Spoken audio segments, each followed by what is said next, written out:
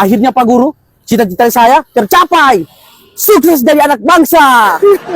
Hei, ngana pikir ini lulus SMA ini so selesai cerita? Masih panjang cerita apa?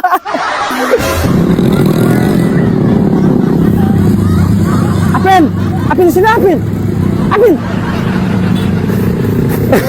Selamat datang lulus Apin ah.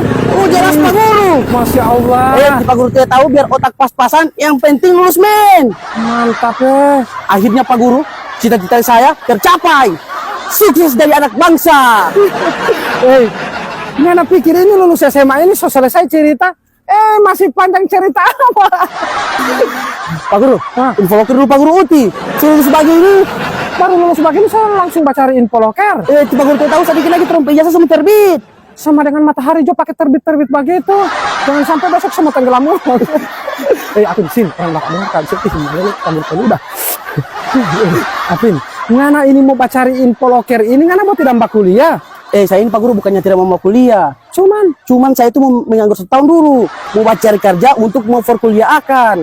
Ngana tahu ke sana Apin, sekarang ini mau cari kerja itu tidak mudah. Bukan cuman dia mau tanya kamari ijazah SMA, tapi yang dia mau tanya itu ada pengalaman kerja apa ngana dulu. Oh, jangan pada enteng Pak Guru. Biar lulusan SMA begini ada pengalaman kerja. Pengalaman kerja apa so? Kerja kelompok. Oh iya.